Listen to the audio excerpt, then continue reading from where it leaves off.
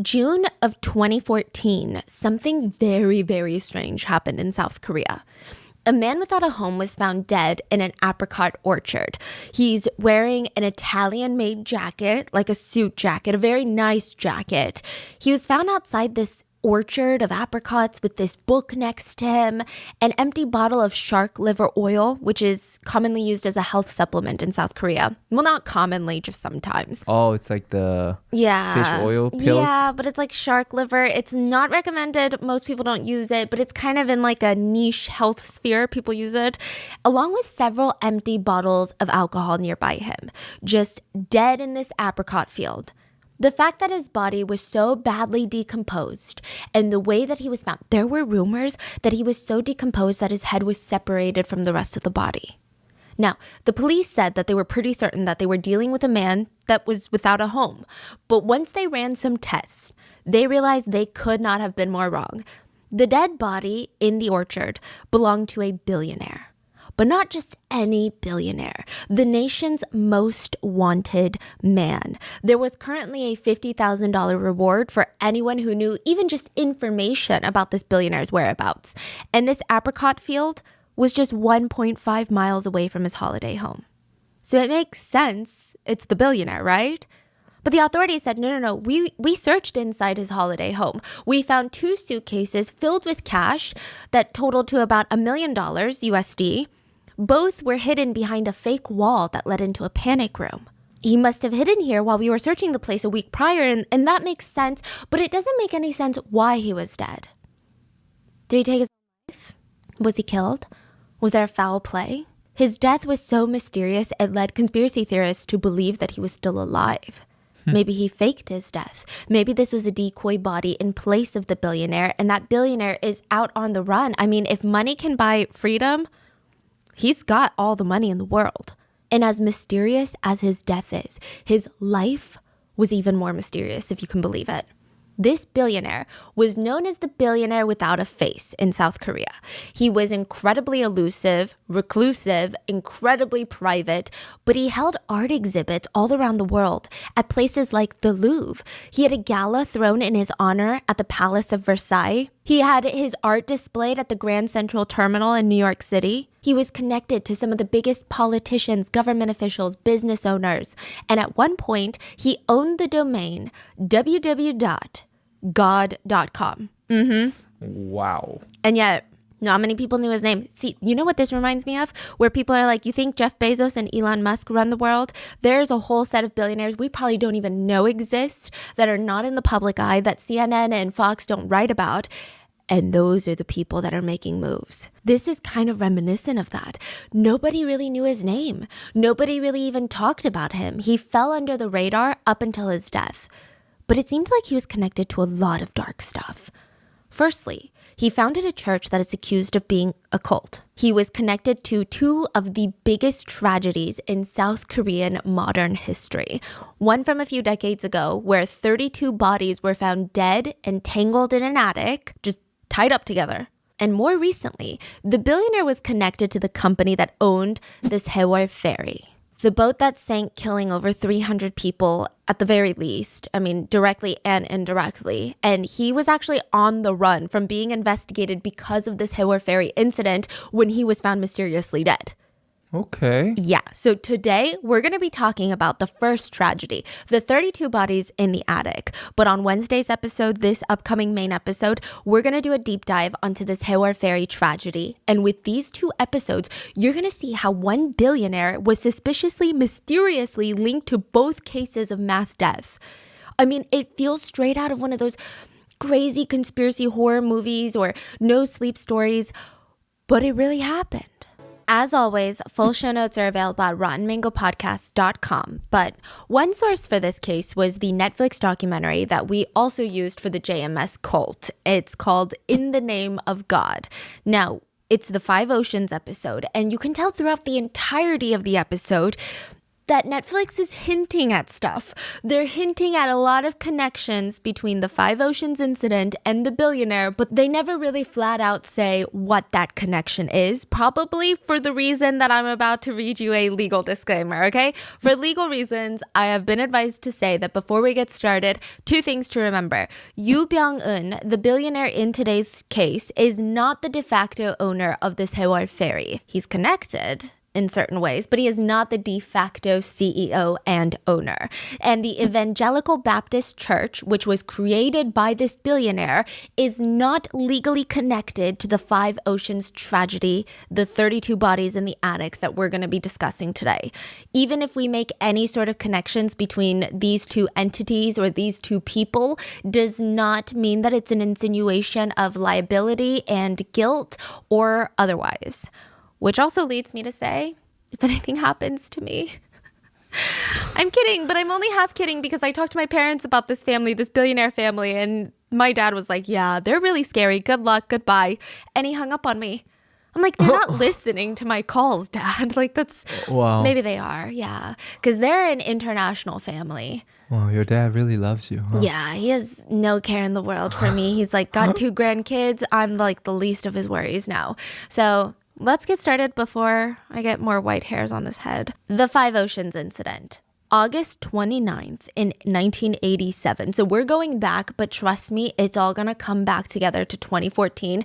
And I would not be discussing this case if it wasn't related to what's going to be talked about on Wednesday. August 29th of 1987.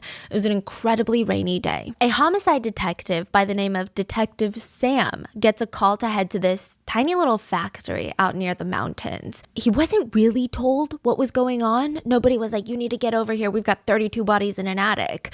He's just told, rush through the rain. I don't care what it takes. You get here ASAP. So he drives through the rain, he's got his sirens on, and he knows that the factory is belonging to a company called Odeyang, otherwise translated to Five Oceans. So I'm going to be calling them the Five Oceans Company. Now, when the officer steps inside this factory, all the lights are off. It's like almost an abandoned factory. It doesn't look like it's being used anymore. He notices that there's a bunch of people gathered, other detectives that were closer to the scene. There's reporters gathered. There's news footage of this that is constantly, I would not post it on here because I don't think it's appropriate, but there's a lot of crazy news footage and it's in the Netflix doc, and you can even hear one of the reporters saying, I mean, there's no way we're going to air this anyway. It's that bad. The scene? Yeah. So there's news cameras everywhere, news anchors. I mean, just a mess. He notices that the ceiling, so he's in the factory cafeteria, and he notices that the ceiling has already started to be disassembled. There's workers there taking apart the ceiling so that they can have this giant hole. And he's like, why do we need a giant hole? What's going on?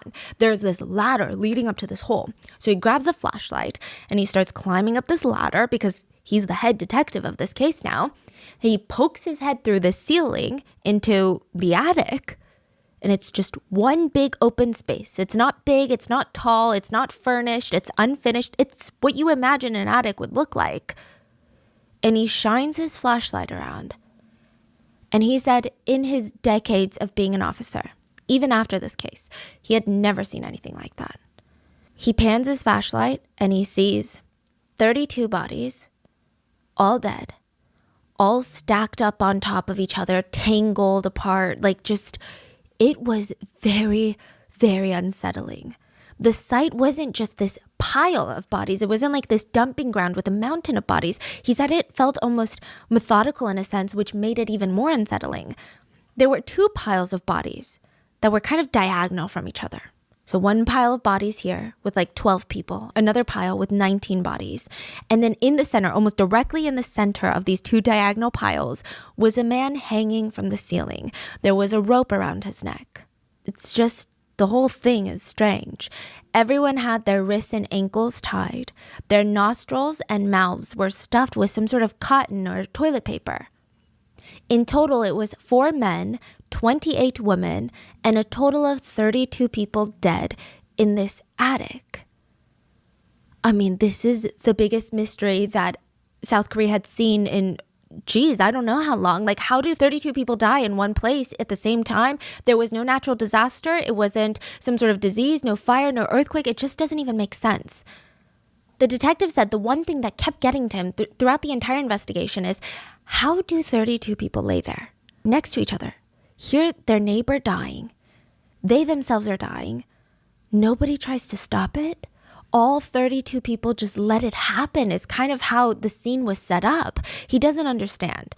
So more puzzling is the man in the center of the attic was hanging from his neck, but the mysterious part was he was on his knees. The attic ceiling is not that tall, so you could presume that he died by hanging himself, but he was on his knees, so he could have just stood up. So he chose not to stand up. Which is pretty rare, right? Yes. So he's saying even though, let's say you make the decision to, you're like, I don't want to be here anymore. But even in the last moments, typically people might freak out and their self-preservation kicks in, their survival mode kicks in. And he was on his knees. He could have just stood up. He's saying that's very, very uncommon. So the main question that investigators had was, I mean, of course, what everyone was thinking, is this a mass? Is this some sort of murder event that happened? Or is this just mass murder? Did someone kill these 32 people and the killers are on the run right now? Because that's a whole different type of investigation. So they're trying to figure out, who are these people? Would someone out there even want these people dead? And all of these answers lies in one person, one woman amongst the 32. It was a 48-year-old woman by the name of Park Sun-ja. We're going to call her Park. She's at the center of this case. She is the one person in that attic that every single other 31 people are connected to. She is the middle of the web. Is she the one hanging? No. Oh, she's not hanging. She's in the pile? Yes, a man was hanging. He worked in the factory. He was the factory manager, was hanging. She's just in one of the piles. What makes it even stranger is that all three of her kids, were in the attic and dead. The only person that survived from her family was her husband, who was not in that attic.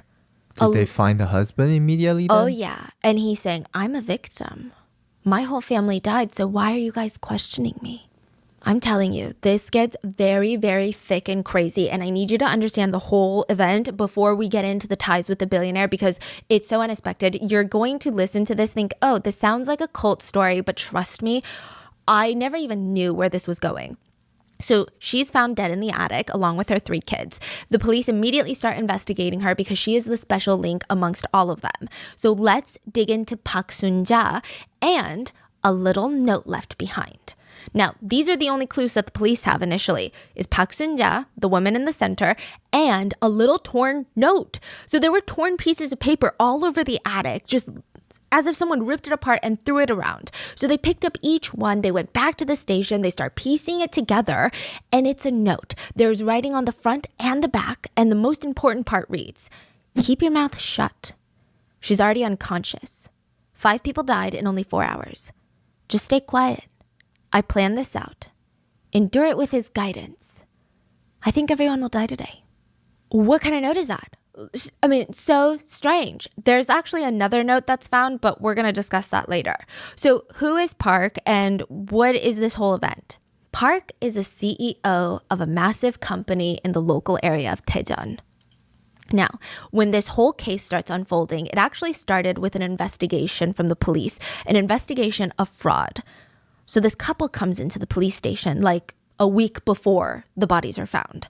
And this couple, they look beat up. They've got bruises, scratches. I mean, they've got a busted lip, a black eye. And they sit down and they tell the police, you'll never believe what happened. So there's this company. I'm sure you've heard of them. Odaeang, the Five Oceans company. So they're a trading company, which means you can invest with them. And it's like an investment firm. You invest with them, they promise you returns and you get your money back, and it's this whole thing. And I trusted them, so I invested $500,000 of my money, my whole life savings, right, officer? Now, I was promised 40% returns. 40%, which is insane. If you hear anyone in the investment world promising you 40% returns, it's a Ponzi scheme. Yeah, you better run the other way and call the cops because something very, very shady is going on. So he's saying, me and my wife, we invested $500K. We were expecting 40%. We got $0. Nothing came back. So we're like, well, we need our life savings back. This feels like a scam. We go to Odaeyang, this very professional compound. You know, they've got office buildings. All the employees are everywhere. It's like a factory. We go in. We're like, can we talk to the CEO? We sit down with her and we say, listen, we love what you're doing, but, you know, we got to pay the bills. Can we get our money back? Park Sun-ja looks at them, calls like 7 employees over, and they beat the couple an inch of their life. Not only do they beat them, but in the end, they force them to sign a waiver, basically forfeiting their rights to their $500,000 initial investment plus the returns that they were promised, saying that all debt has been cleared, that they just gave Five Oceans this money for funsies. So they're like, look at this. I was forced to sign this. Look at the state of my face. They ran to the police station immediately when they were released from Odaeyang, and the police decided to open a formal investigation into this company. And they were pretty surprised to find out that this company was a reputable company. I think that they were expecting some sham company. Like, one look at it, you're like, that's a scam. How did they not know? This company was well known in the Daejeon area as a very decent, excellent-sized craft business. So they have one department of their company is the trading business, like the investment business. But the main side of their company, well, they say, is their craft business. So they've got factories in Daejeon, and they have all these employees who make these traditional Korean pieces of knickknacks. Sometimes it's jewelry boxes. Sometimes it's, you know, like wooden toys. And it's almost like a souvenir company. They sell it to tourists who want to take home a piece of historical Korea with them. So people freaking love them. In fact, Odaeyang was known as one of the best companies in the area. They constantly won awards for their craftsmanship, for their business practices. I mean, they were killing it. On top of that, the CEO, Park Sun-ja, the one that was found in the attic, she was called the mother of orphans. How do you even get a nickname like that, okay? How do you even get a nickname like that? She's like one of those tech billionaire scam artists. Like, that's the vibe that she gives me. The way that she set up her company was she wanted to be all about the employees. So she set up all these dorms, these living quarters near her factory, on the grounds of her factory, like right next to the factory. You are welcome to live there as my employee. You and your whole family can live here for free. I want you to just focus on work and not stress about bills. I provide food. I provide housing. You can move in. You can bring your children. You know why you can bring your children? Because while you're working, we've got this massive children's compound where we teach your kids, we house them, we feed them, we do dance lessons with them. We have all these extracurricular activities with them. And you know what? We even have a ton of orphans in there. I love orphans. That was like her shtick, okay? She's like, I love orphans. I want to help orphans. Anytime she was in any sort of interview, she played the whole, I'm rich, okay? I'm rich. I'm a CEO of Odaeyang. My husband is a government official. We're very wealthy, but I don't care about money. Because she's like such a pick-me. She says, I don't care about money or stocks or fashion or jewelry or cars. I just care about giving back. There's this one interview where she tries to force a tear out. And she says, I just don't want to live in a world where children have to worry about where their next meal comes from. How can I wear nice things when there are kids out there who can't even afford water, food, textbook? So everyone is like, oh my God, Odaeyang is like the nicest company ever. And the CEO is like the mother of orphans. She's amazing. I want to work for this company. Look at how she treats her employees. She was praised by the locals as being a great businesswoman. She would even have people come in and film the factory, and you would see all these factory workers that were making all these little knickknacks. You would see the orphans singing and dancing and being like, I love Mrs. Park, right? Well, guess what? You guessed it. It was all a scam. The whole thing was a freaking scam. So from the get-go, these employees were not even being paid. These were free laborers. You're like, why would they work for free? Park Sun-ja was a very manipulative, cunning woman. So most of these employees worked for free. When they lived on the grounds, they said it was very, very strange because they weren't even allowed to talk to each other. You work for Odaeyang, I'm your wife. We're not allowed to talk to each other. It's so strange. She would separate couples. She would separate the kids from her employees, the families. She would throw them into the little orphan dorms, I guess. And she would even go on TV and be like, look at this orphan. Orphan, what's your name? Tell them you're an orphan and tell them what your name is. So the kid would be like, my name is Stephanie. And the parents would be watching on TV like, wait, I'm an employee and that's my kid. And why is my kid on TV acting like she's an orphan right now? And why is Park telling her to tell the world that she's an orphan? I'm her mom. What's going on right now? So all of these things will later come out, but at the time, nobody knew. The locals are just looking at her like, she's bringing business to our community. This is great. And when she opened up her trading business, her investment firm, everyone was all about it. Like the locals were all about it. Her employees almost became salespeople. Her employees stopped working in the factory, which, side note, they never worked in the factory because just like how her little orphanage was a scam, her factory was a scam. They were drop shippers before there was drop shipping. All of those Korean knickknacks they said were handmade by these employees were purchased from wholesalers and sold at double the amounts, claiming to be handmade. They were not. So instead of a factory, it was just a warehouse. A storage unit. A storage unit, yeah. And then all those people now looking back at the videos, like the promo videos of all the factory workers making the thing, they're like, you know what? That's true. They're always in the finishing steps where they're just like wiping it off. They're like, we're doing QC, quality control. You know, that's what we're doing right now. That's the step. It's just interesting. But people didn't know that. Locals didn't know it at the time. They heard that Odaeang was open for investment, and all these locals are like, I don't know anything about the investment world. I couldn't buy a stock. I just don't know anything. Like I don't know that world. And now this woman who is praised as being the mother of orphans is saying that not only will she take your money and give you a fat return, a 40% return, but she's saying that all this money is being invested into businesses that give a lot of their profits to orphans and to giving back to the world. It's almost like 3 birds, 1 stone. I mean, you cannot come up with a better investment situation than that. You're helping the world and you're making 40% on your money? Are you kidding me?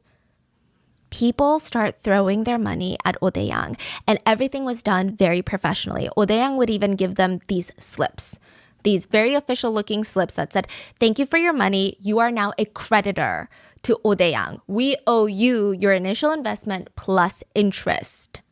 So they're like, that's gotta be serious. Odaeang at one point had close to $80 million that they brought in investments in this little small area of Daejeon. This is not even like Seoul. Wow. That's a lot. And this was back in the day. Yeah, and this is, you know, when you're talking about areas like that, you're not talking about Seoul elites that are just throwing whatever cash they have laying around. You're talking about families' entire savings. Everyone trusted Park Sun-ja, and because her husband was a government worker, her name had a lot of weight to it. But it's like a bank run happened, okay? 1987, around August, the couple goes and asks for their money back. She beats them up. Turns out they're not the only couple that asked for their money back. A whole bunch of people started seeing that they were not getting any returns from Odaeang and they wanted to pull out their initial investments. And the walls are coming down on Park. Even the police knew it. The police were like, this is not even a regular, simple fraud case. We're probably going to give this to the feds. Like, we're going to bring in some higher level people for this because it's that bad. So a week before she ends up in the attic, they bring her into the police station to question her. They're like, we just want to ask you questions about your shop and what's going on, you know? And she sits there and they say the police said it's very fascinating. She's called the mother of orphans, and I'm not saying that you can judge a book by its cover, but she just didn't look like the mother of orphans. You know, I don't know what you expect when you see the mother of orphans, but she was very, in Korean we call it like 세게 보여, like 얄밉게 보여. It's very sharp features, very thin, and kind of looks lanky. She's not necessarily tall, but she looks very thin and bony and has such sharp features, and her eyes are so sharp. And they like just pierce through your soul. That's the feeling. And it just didn't feel warm or compassionate. It didn't feel like someone that was like, oh, I'm so sorry, officer. There must be a misunderstanding. Like, what's going on? So the whole time she's sitting there looking at them as if she knows something that they don't know. And the police keep grilling her, and dramatically, out of nowhere, she just faints. The lady just faints. The authorities think that the whole thing was staged, that she was faking it, but for legal reasons, they can't be like, hey, lady, stop faking it. For legal reasons, they got to take her to the hospital. So they take her to the ER, and I don't know, maybe because she's like a 50-year-old woman and she's skinny and frail and looks like an ajumma, they're like, we don't need police guards. We don't need to do that. Well, they did, because she walked right out of the ER and vanished with 80 of her closest associates from the company. They vanished without a single trace. You know what they also vanished with? $18 million of corporate funds.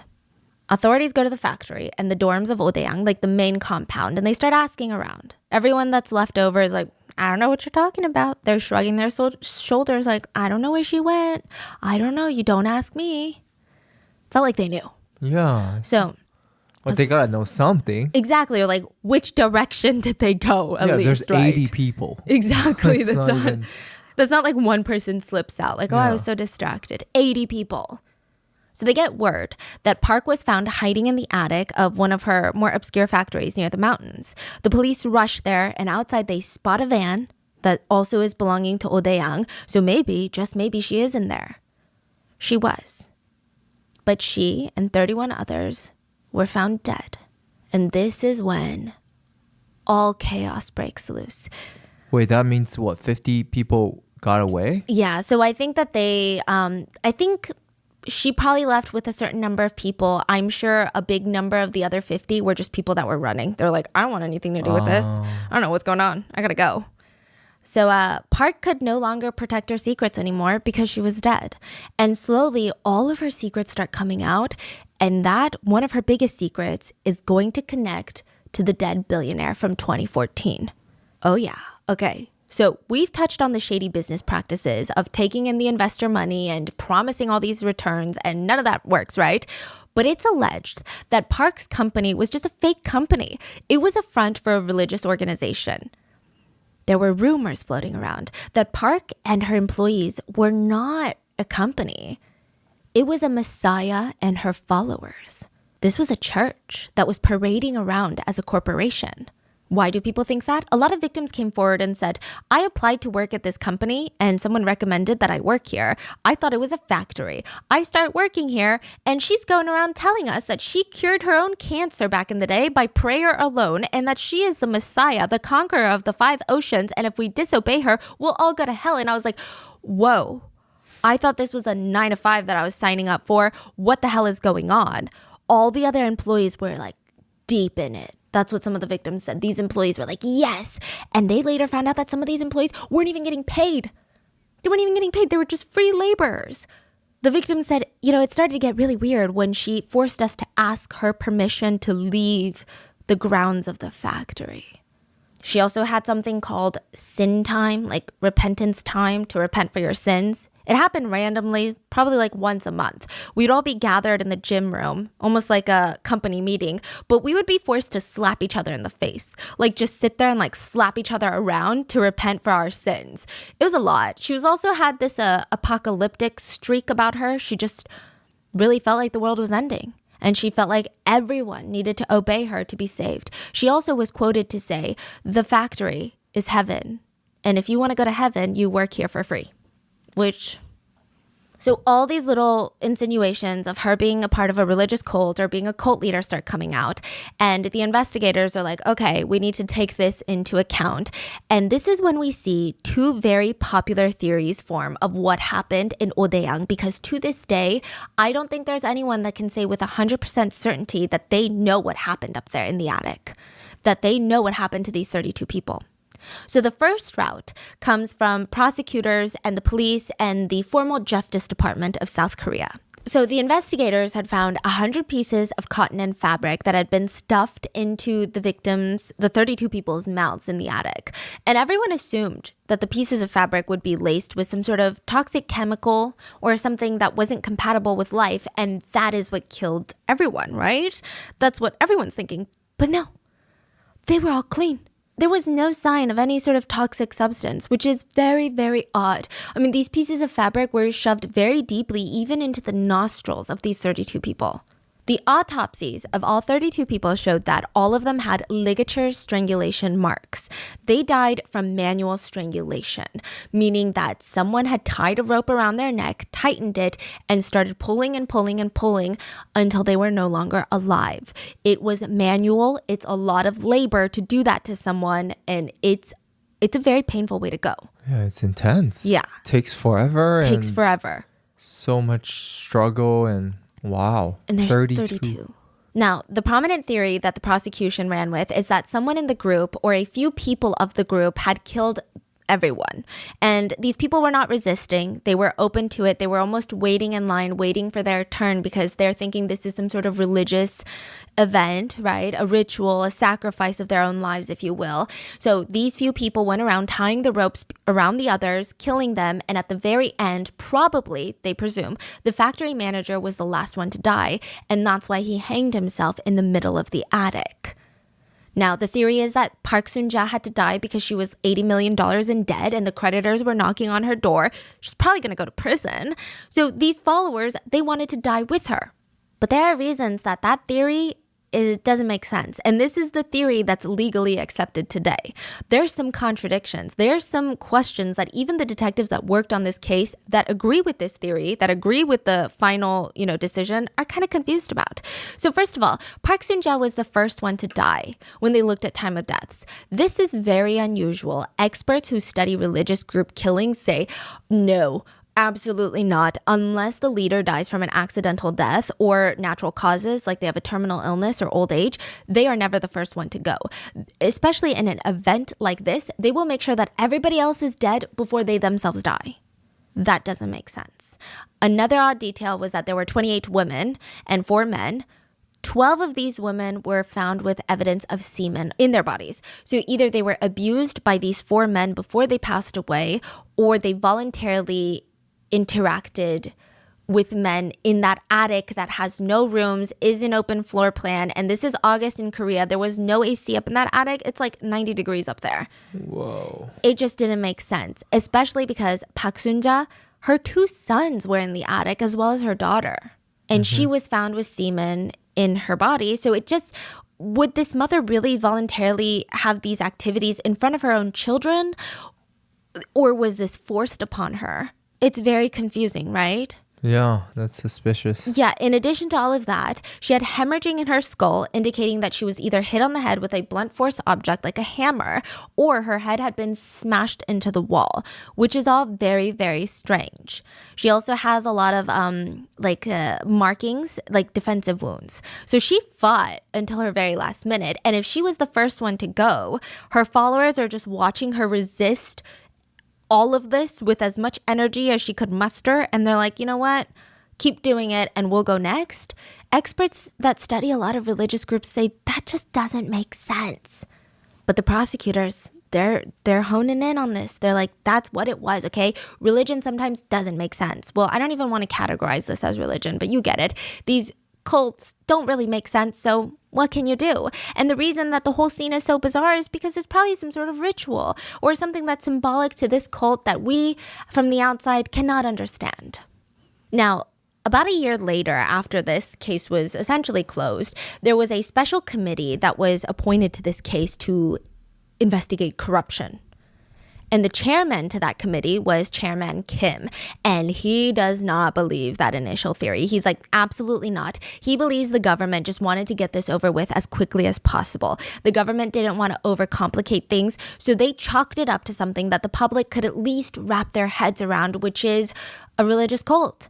Kim believes that all 32 people were murdered, and they were all murdered in a separate location and not in the attic. He thinks the attic was a dumping grounds for 32 bodies. He thinks all 32 people were killed. So the main reason that he brings up is the factory manager, Lee, the one that was found hanging, the one that had allegedly killed everybody else before he killed himself. Kim doesn't believe that this factory worker could have strangled and killed everyone before ending his own life. First of all, Kim argues that for a man to end 31 people's lives, it would have taken at least 5-6 people, and he thinks that's being conservative. The prosecutor, the government, they also say that Lee, the factory manager, he was the one tightening the ropes around everyone. And Kim is saying, even if he's wearing gloves, do you know how much that's going to take a toll on his hands? And there was nothing on his hands. No evidence of swelling that wasn't consistent with decomposition. There was no evidence of abrasions, markings, rope burns, nothing. That's very strange. Another part that really, really brings a lot of people to his theory is that there are different markings around everyone. Technically, you could say that all 32 people died of strangulation. Now, the marks should be different. Everyone else should have different neck marks from the factory manager. Everyone else was strangled by a rope that was tightened around their neck. So that means it would be a full circular ring around their neck. Meanwhile, Lee, the factory manager, was found hanging. That's a very different ligature mark. So they're saying that mark, because you're using the gravity of your body and the weight of your corpse, you have this soft spot in your neck that has a little bit of give. So the rope is naturally going to go up into that soft spot, and it's going to leave almost this triangular shaped rope in the back. So your ligature mark is not going to go all the way around your neck. There's going to be a little bit of gap between your neck and the rope at the top because gravity is pulling your body down. Yeah, it shouldn't touch in the back, yeah. Yes. He had a full ligature mark. A full circle. A full circle. Okay, then somebody else did it. Yeah. Now, you could argue that maybe someone was choking him or he tried to choke himself in that manner and then it didn't work. So then he hanged himself. But it's just very, very strange. There's too many what ifs or like, oh, here's a weird thing that could have happened.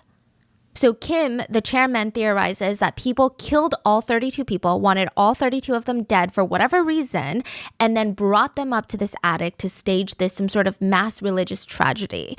He also claims that's why their wrists and their ankles were bound the way that they were bound. Now, Kim argues that if you are tying someone up, okay, let's say you're trying to end someone's life, you're going to tie them up. And when you do, you're going to tie them up really tight. You're going to make sure that they can't wiggle around or get out of these little bounds. But the way that everyone was tied up was loosely with fabric, like blankets almost, and handkerchiefs. He said, you know what it reminds him of? When you, in Korea, we have like these boxes that you tie with like a scarf and you lift it up and you carry it like that. Carry it by the knot. So he's thinking that all these people were killed at a second location, a separate location. They had their ankles and their arms bound and people were lifting them up like that into the attic.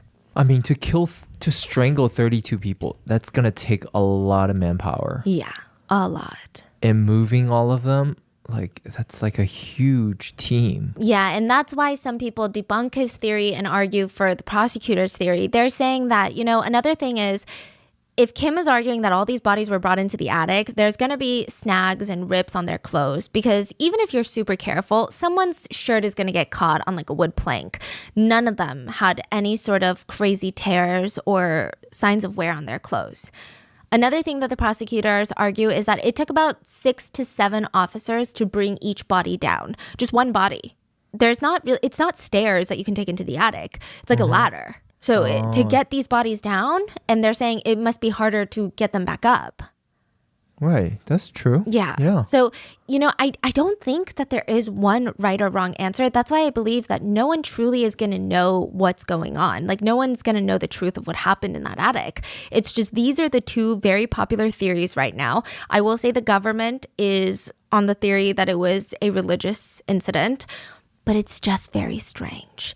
Now, the biggest question that everyone had, though, was before Park Soon-ja died, $18 million of corporate funds vanished. So where did it go? First of all, if corporate funds vanish like that, it doesn't seem like someone who's trying to die anytime soon, right? It sounds like someone who's trying to go on the run. Mm-hmm. But where did the $18 million go? Did it go to Park's husband? Where is this going? And where did any of the money go? I mean, was she investing the $80 million into different companies? Like, what's going on? So this is where a massive conspiracy theory comes in. And this is a conspiracy theory, and I need to legally state a conspiracy theory is a theory. Just because you believe something to be true does not make it true. It's just what we've seen people talk about on the internet, and I am just relaying that information to you. So there is a conspiracy theory that Park was a pawn. Park was not a religious leader. She wasn't even really the CEO of Five Oceans. She was being utilized by someone even more powerful because all of the money that she was getting in, it seemed to be going, and there's transfer funds. There's literally slips of transfers that have been approved. Like the government has seen this and they're like, yeah, that actually happened between Five Oceans, the company, and a company called Samwoo Trading. Samwoo Trading is owned by Yoo Byung-eun, the billionaire. So she's sending money to him. Yes. And what is he doing? Exactly. And why would she send all that money to him? Why would she risk her life to send him money? Well, a lot of people think it's connected to his church that he started. So we're going to get into the billionaire story now. Yoo Byung-eun is the leader of, well, he was the leader of the Evangelical Baptist Church in South Korea. And I do need to put a disclaimer that this church is massive. I think there's about 100,000 members in this church globally, and there's different sects. Today? Yeah, today in 2023. Okay. So I feel really good. I feel really safe. I feel really comfortable talking about all this stuff. I'm very scared. There's a lot of churches in Korea, huh? Yeah, there's actually like a whole reason for it. There's actually so many political factors that went into it. Like Korea was in a state of chaos at one point. It's fascinating. But this church in Korea has a lot of subsects, and a lot of these subsects of churches have no connection with the billionaire, nor did they have connection with him. Like they broke off and started their own thing. They're like, we don't like this guy. We like our church. We're going to start a new church. So not everyone that's in the Evangelical Baptist Church is bad, nor is it really categorized as a cult. I'm just going to call it an organization for now because I'm legally a little bit cautious right now. But it's very interesting. He starts this church, and it's speculated that Park was a member of this church, and she started Five Oceans to provide Samwoo Trading with money, the leader of her church, with millions of dollars. But why and how? And is this even true? And what's going on? So let's talk about Yoo Byung-eun. Now, these days, Yoo Byung-eun is a household name for all the wrong reasons because of this Haewol Ferry tragedy and the way that he was hunted down by the police and the way that he died. Everybody knows his name. But keep in mind, back in the day, nobody knew him. He was known as Korea's billionaire without a face. He was incredibly private. Nobody even knows how he became a billionaire. That's how private he was. Like other people, you could be like, oh, well, they started Amazon. They started this, right? This guy, all we know is what he's told his church about his childhood. He said ever since he was a kid, he wanted to be Michelangelo. He wanted to be the next big artist. He said he felt it in his bones that he was someone that was artistic, someone that was creative, that could speak through this kind of language. That was his ultimate dream. But how could he do that when he was born into this poor village family? He was a rather sickly child.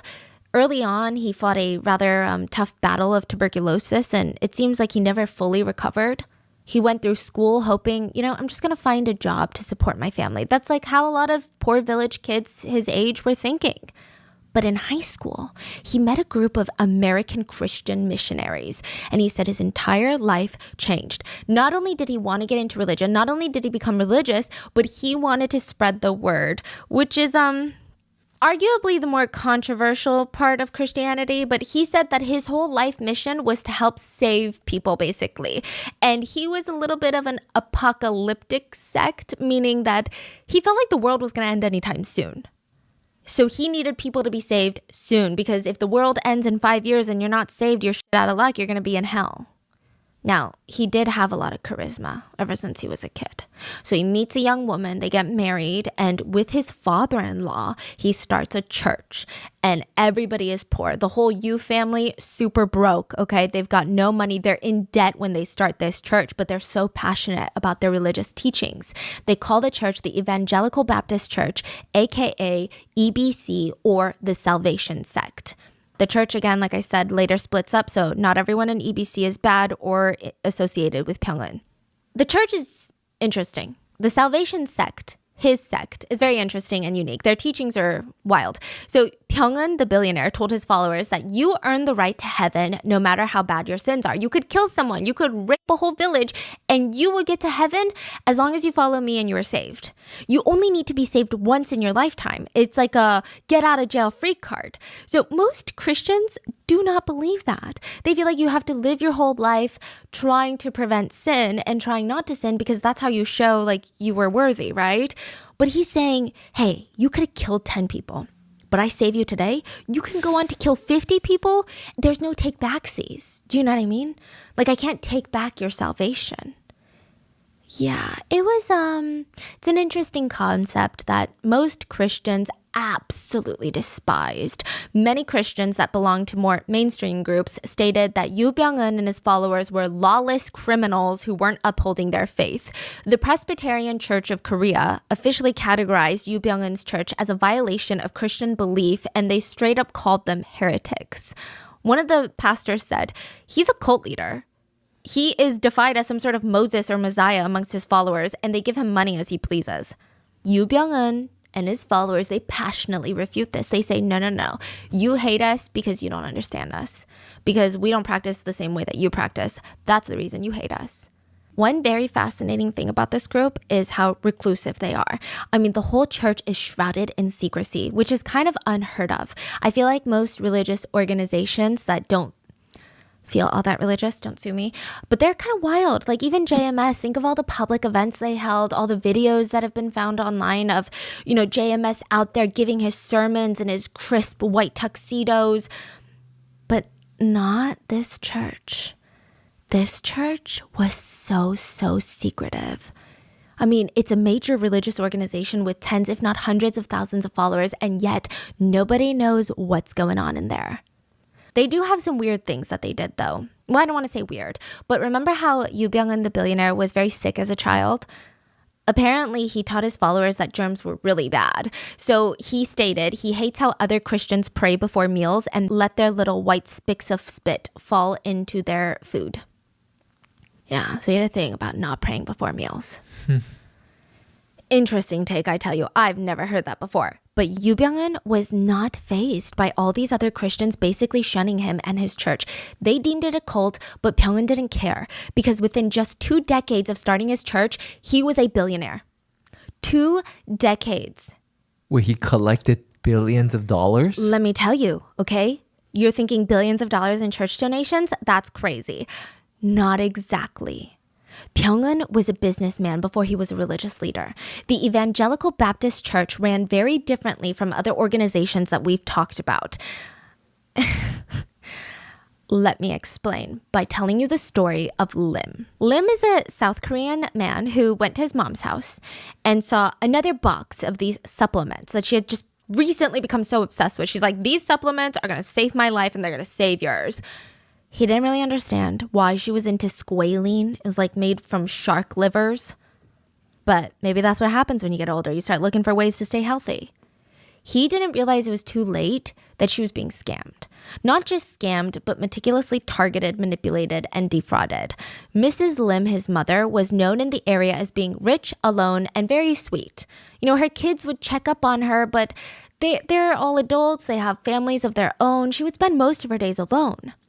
A group of strangers appeared at her door, asking her questions and helping her around in the kitchen, giving her massages, giving her tips on what to eat to feel more energetic. She loved the conversation. I mean, it was just nice to talk to someone. But the visits became more and more frequent, and they started telling her that if you ever plan to be saved, because you don't have much time left, our religion is pretty easy. Other religions so complex. You have to go through this whole process where you have to repent for your sins and you got to do all of this and then you got to do all this good deeds. You don't have to do that. You don't have to read the Bible every day. You simply have to join our church and you'll be saved. They told her it was founded by a billionaire named Yu Byung-eun and his father-in-law, and they were special. What do you mean they were special? It's hard to explain, but Mrs. Lim, we'll drop off some sermons and you'll see. He's different. And, when you're listening to the sermons and you feel this enormous wave of emotions come to you, you need to write that time down. So they were in the practice of writing down the exact time that they got saved. So Mrs. Lim listens to the tapes alone in her condo, and it hit her. She feels these emotions. She wants to cry, and she writes down the time, and she's like, I've been saved. This is what salvation feels like. But you know what else salvation feels like? Squalene shark liver pills. Yeah, the church sold it. They recommended it and sold it for salvation, and they sold it for $1,300 a box. They also sold knickknacks for like $2,000 a jewelry box made out of the shittiest quality material. They sold everything. It's like an MLM inside of a church. Wow. This is not a regular organization that we're talking about. This is straight up QVC MLM meets a church. Mrs. Lim bought box after box after box after box, as well as a bunch of other things that the church insisted that she needed, and sold at insanely ridiculous prices. And she couldn't go to the market and be like, you know what? Your squalene is $1,300 and I can find squalene for $10. No, because that's not blessed. Okay, you need to buy this one. They were cluttering up her home. It's speculated that she spent hundreds of thousands of dollars on these items. But the real salvation happened when the Salvation sect offered her a rare opportunity not only to get rich, but also save the world. They said that they were going to create a business that was coming up with this top-notch medical facility. So they need funds for it, and you're going to get returns because once the hospital is up and running, I mean, it's going to be a lot of profit. I mean, think of how great that idea is. And you're saving lives. She forked over $500,000 in cash to make it happen. She invested $500,000, never told her sons and daughters. That was a majority of her remaining assets. In exchange, she received a formal official note. Is this sounding similar? Is this sounding familiar to anything? A document explaining the transfer of funds and how she's going to be paid back with returns. And the company that signed this note was the Samwoo Trading Group. That trading group would file for bankruptcy, and they would have $225 million in debt. They would leave Mrs. Lim with nothing. I think even worse than losing the money was she felt completely abandoned in life. She eventually passed away in 2008, and it's said that she was never the same after this betrayal. Now, she was just one of the many people that fell victim to the Salvation sect. And the Salvation sect is so fascinating that, hey, they're still around to this day. And the way that they function is bizarre. So this church is a church. There's sermons, but they also ask all of the church members to invest in the companies that are basically run by the church. The executives of these companies are run by church members. Most of the employees are church members, allegedly. All of this is it's like a networking event. A professor who studied Yu Byung-eun and his religion said, Yu Byung-eun preaches that corporate activities are equivalent to religious activities. He used his followers as a tool to bloat his own wealth. A pastor that made it out of the Salvation sect said, Yu Byung-eun expanded his business through a system of believers and exploitation of labor. I mean, it's crazy. Imagine if Jeff Bezos started a religion and asked you to donate all your money into his companies because you follow him spiritually. And everything was set up like a pyramid-like structure of dozens of subsidiaries under his holding company, like shell company after shell company after shell company after shell company. A lot of the times, Yu Byung-eun's name wasn't even listed as a major shareholder or someone who had heavy interest in the success of these businesses. Most of the times, they would be listed under followers' names that he indirectly controlled, allegedly, or his own children's names, or other family members. But it's alleged that Yu Byung-eun was the mastermind behind every single company in this web of companies. So the way that it would work is that a new company would come up, Company A, and church believers are now investing in Company A and being promised big fat returns. Mr. Yu Byung-eun might not have any direct shares in Company A. He's not a shareholder of Company A, but the largest shareholder of Company A is Company B, and Company B is a subsidiary of Holdings Company C, which Yu Byung-eun's two sons were controlling shareholders of. So that's why a lot of people say he's not the de facto owner of any of these businesses, but there is a connection, let's be real. So yeah, on paper, he might not even own Company A or have shares or be the CEO of Company A, but let's He's profiting off of company A. Now, one of these companies that started very, very early on, before even, I believe, the Odaeang incident, was a ferry company. They made boats, and they originally started as just being entertainment ferry boats on the Han River. So during the Olympics in Seoul, they were just taking people around on these cute little ferry rides. And because Yoo Byung-eun, the billionaire, had so many connections in government, he was able to get all these permits and all these licenses until they became like a full-blown maritime community, a company where they had cargo ships, like all of that. All of that. Some former members of the church have come out to say that Yoo Byung-eun, maybe not directly, but a lot of them were asked to volunteer to help build these ferries with no knowledge of how to build ferries. It's alleged that in the beginning, this ferry company would use free labor from church members who had no idea how to build ferries just so they could cut down on costs. It's also speculated that most of the employees that worked at this ferry company were like 99% the church. So if anyone had any safety concerns, they would just get fired. And if you were part of the church, you probably wouldn't have any safety concerns. It's speculated because 3 of their ferries would end up colliding with the Mapo Bridge during a flood, killing 13 passengers and losing 1 passenger who is still considered missing. And this is before Sewol. So Samu Trading was investigated but formally cleared of liability. But it's just fascinating to think about considering what we're going to talk about in Wednesday's episode. Now, a former follower of this church said working hard at these companies that were run by the church was equivalent to salvation. They considered that Bible study. They considered that singing the gospel. That was considered an act of worship. We didn't have to pray anymore. We just had to do 3 hours at the factory. And these are not small, cute little home businesses. These are massive ones, like Chonejin Marine, the ones that owned Sewol Ferry. Pretty sizable company, okay? They had companies that sold toys to the general public. Like, you would never even know that this company is run by a church. You're just like, that's a cute toy, let me buy it. They were the sole distributors of a very fancy chocolate brand called Dubov and Gala. It's like a French chocolate brand. It's super old. It's said to have been a favorite of Marie Antoinette. But they are the sole distributor in America for that chocolate brand. Yeah. The family owned an entire village in France. They had a company that sold green tea, a company that sold enema kits to cleanse people's bodies via the butt, companies that sold organic milk, makeup, auto parts, special paint for nuclear plants that have to endure radiation. They had a real estate company, the maritime boat companies. I mean, they had their fingers dipped in everything. Craft companies, tourist toys companies. It was like a spider web of shell companies and subsidiaries. What they would do is they would just buy companies that were about to be bankrupt, put in a bunch of church members, allegedly, and ask people to invest in it. It said that they were involved with at least 70 companies on 3 different continents, some in their own names, others through other people's names. It was so complicated, so complicated. They even own one of the biggest organic lavender farms in Southern California. So this is not like a cute little business idea that a church makes.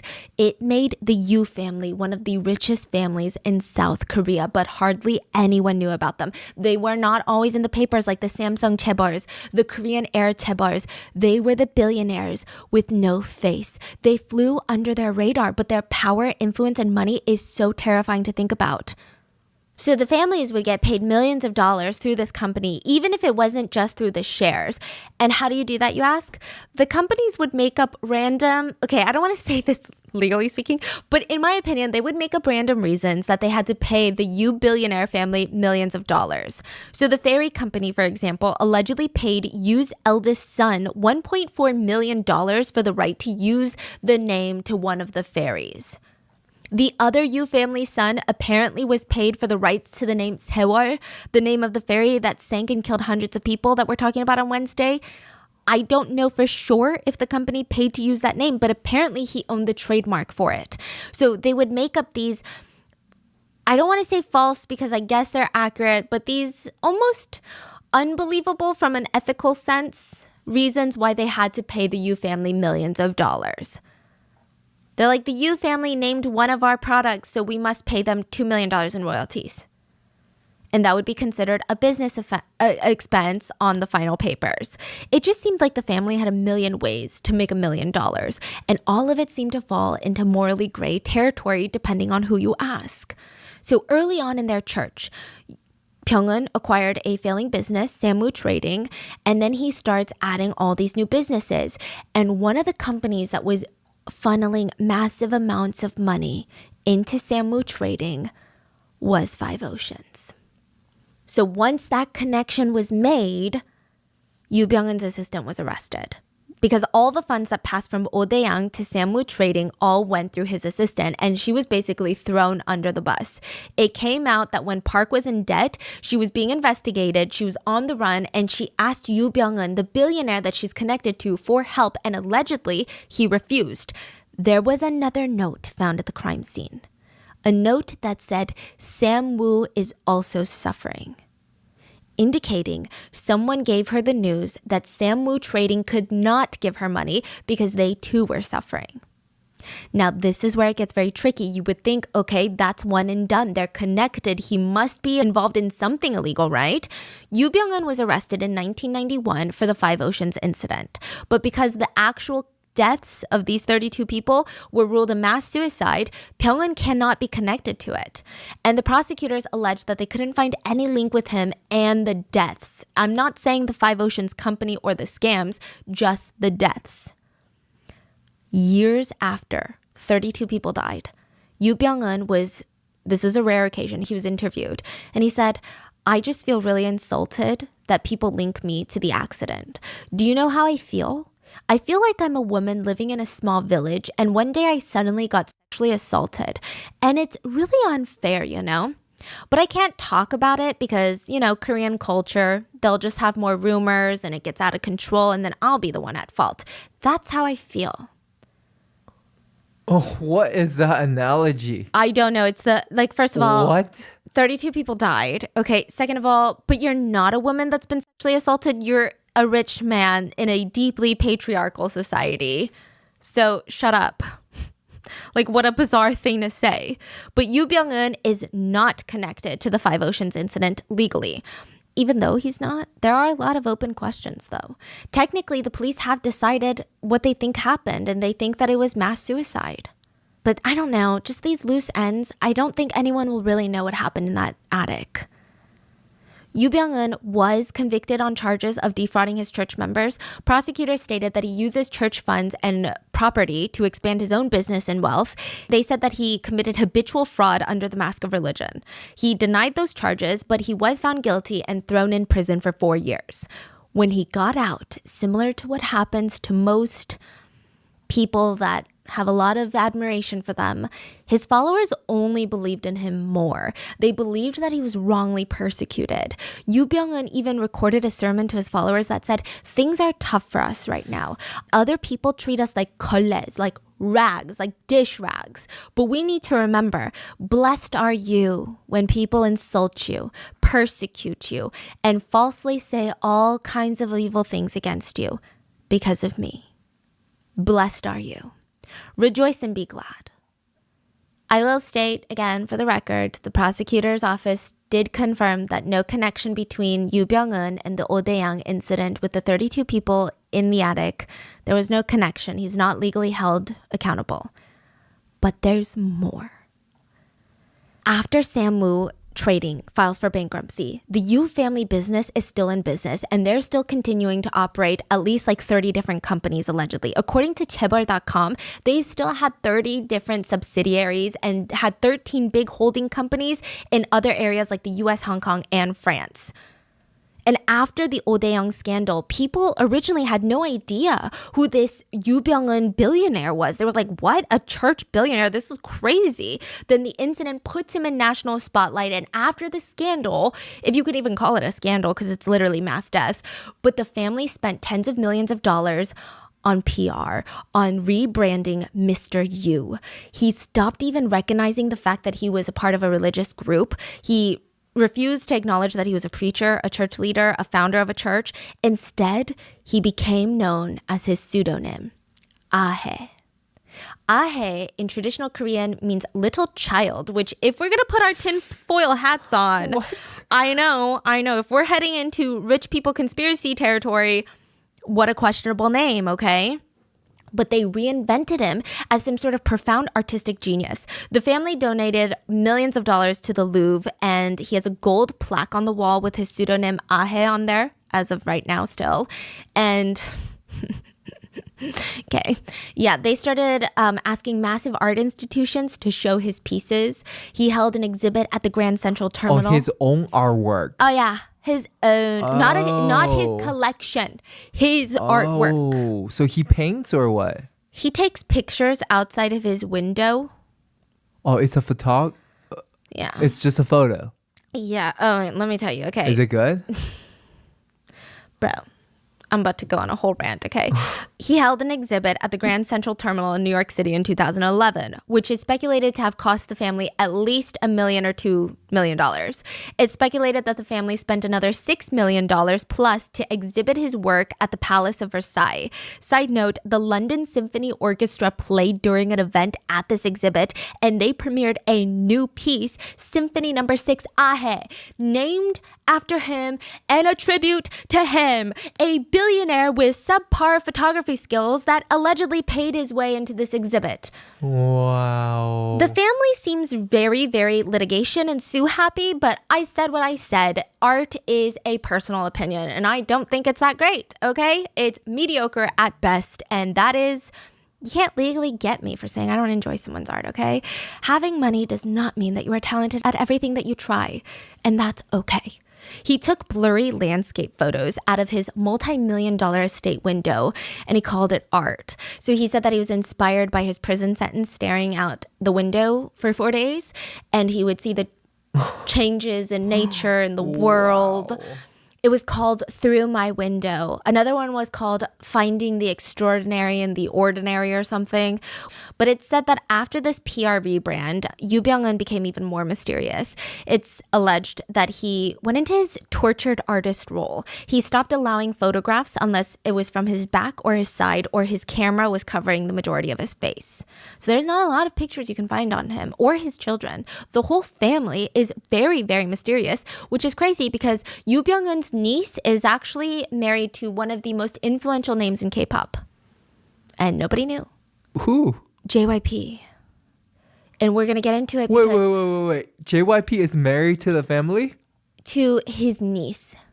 What? So Yoo Byung-eun's brother's daughter is JYP's second wife, and they're still currently married. And during this Haewol ferry accident, it got really crazy, and we're going to get into it. And I'm not saying that he's associated with any of their shady business or religious dealings. You can't even find a picture of his wife online.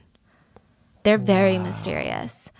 Yeah. Well, at least I couldn't find a picture of his wife online. Very, very mysterious people. But anyway, Ahe, the new man, the new billionaire, described himself on his website as an inventor, entrepreneur, philanthropist, environment activist, martial artist. By the way, he and most of his kids were black belt, taekwondo, I believe. Painter, sculptor, poet, and photographer. His website stated the exhibitions were a way to increase public awareness of the beauty of nature and the need to preserve the natural environment. And it's fascinating to see the switch up that even mainstream news outlets have made after he was associated with this Haewol ferry tragedy. So after the Five Oceans incident, that was just well known in Korea. It didn't become international news. He rebranded.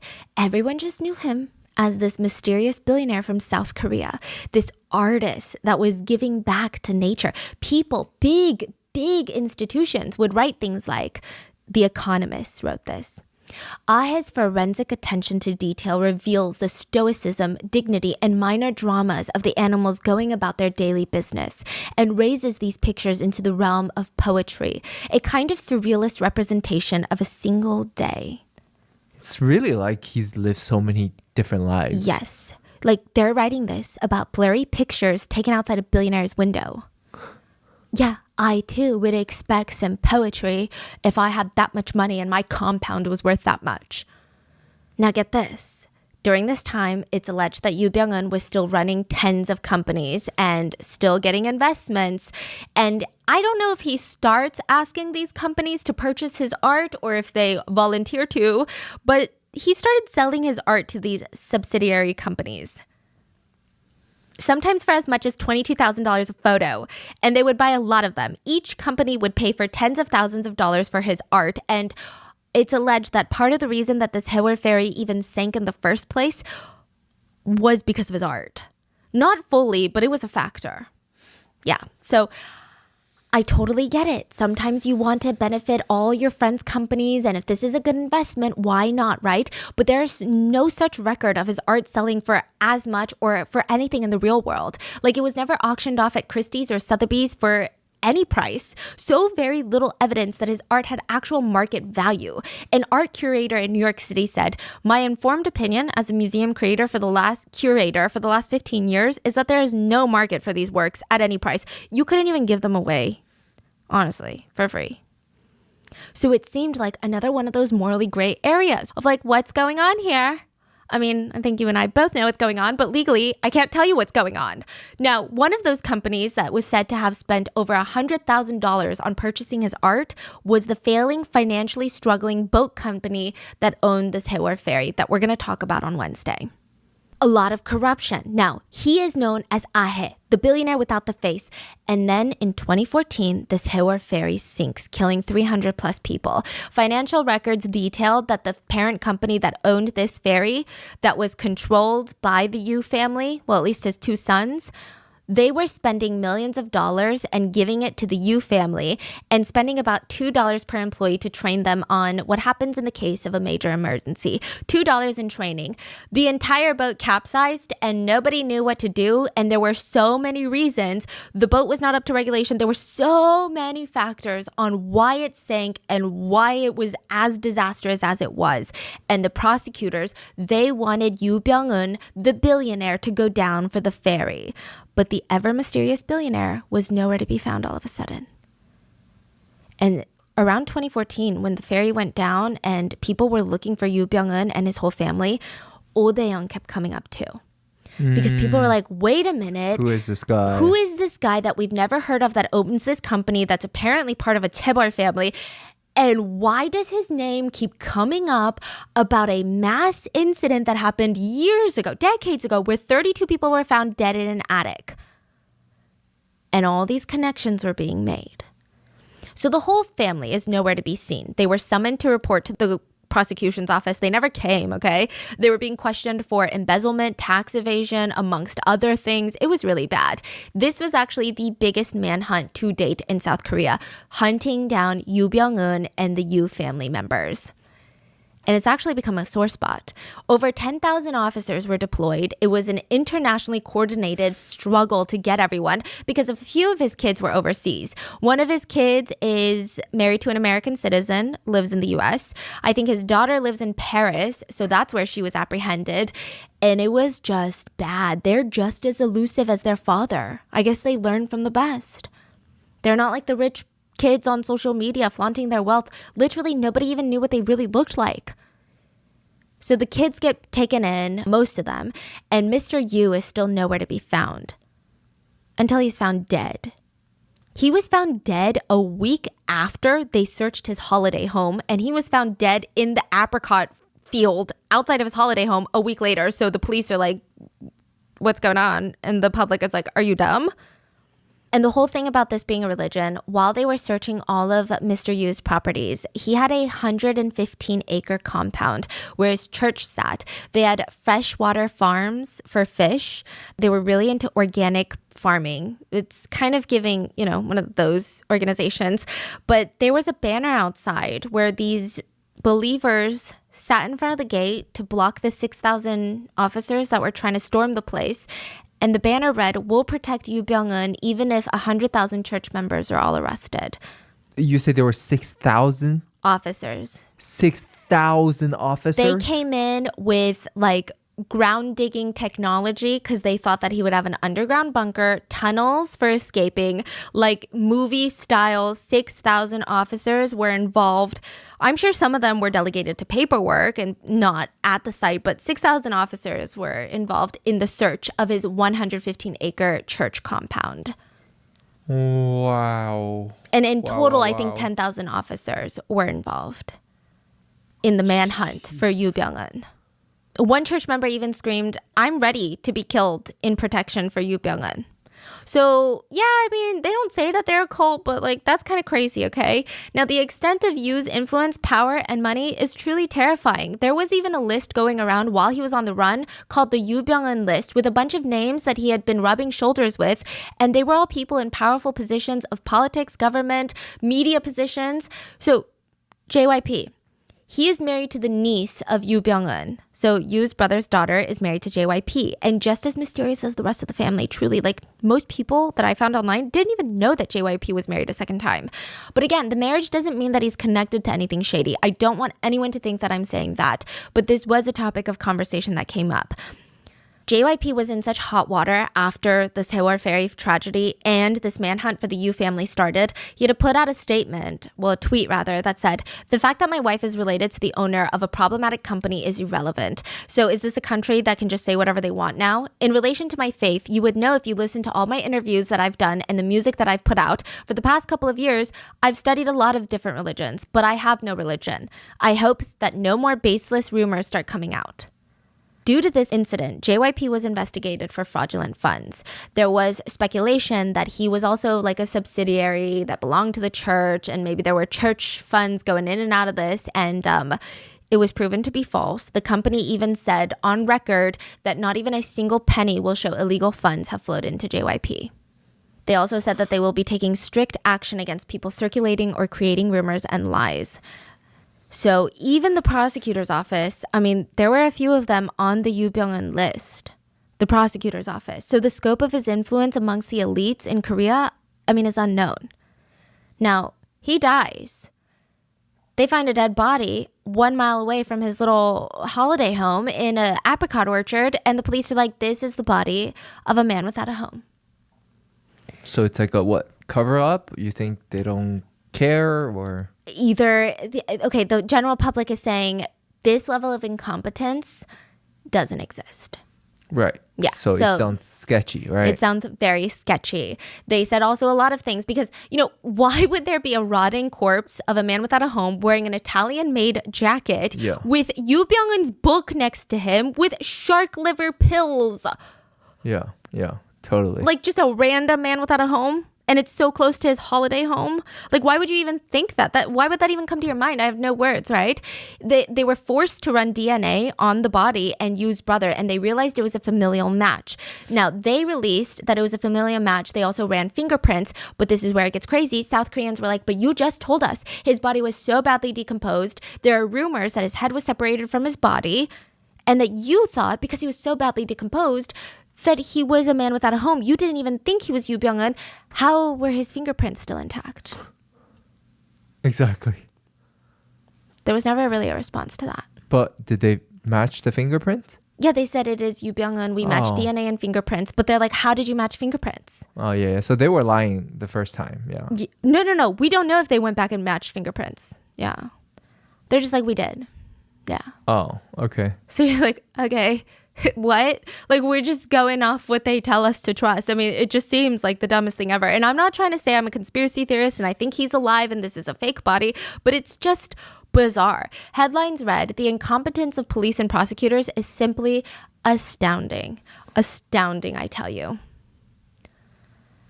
And members of his church state to this day that this was a witch hunt set by the South Korean government because they did not want to take responsibility for the tragedy. And they state that Yu Byung-un has retired from all of his managerial positions in 1997, has focused solely on photography, and he doesn't even own shares in the ferry company. But either way, Yu Byung-un is said to be dead. Rumors, of course, start that he's not dead. There have been sightings of him, quote, sightings of him in China. And I don't know because I mean, do you really even know what this guy looks like? And like, who's saying they saw him? There's a bunch of sightings of everyone everywhere, but that's the speculation out there. Is he dead? Was he not dead? How involved is he in all of these tragedies? And how many lives did this guy live? And how many more things is he connected to that we just don't know about?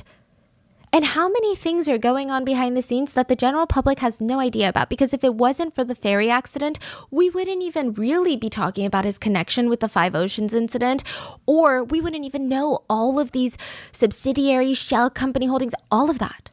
There's also another theory that he was murdered, but we're not going to get into that. So anyway, there's also another theory that he's in France on his hilltop village that he purchased. So I don't know. The guy has money and power everywhere. So what do I know? I don't know anything, according to my lawyer and myself. And please. But this is the case of the Odaeang incident where 32 bodies were found in an attic, and how a billionaire's name keeps popping up in that tragedy and popping up again on Wednesday. We're going to do a deep dive, but I think I felt like it'd be important for you to know who this guy is and all the things that he's associated with and how the companies that he runs are being operated. So I will see you guys on Wednesday to talk about this Haewar ferry. And please stay safe, and I'll see you guys on Wednesday. Bye.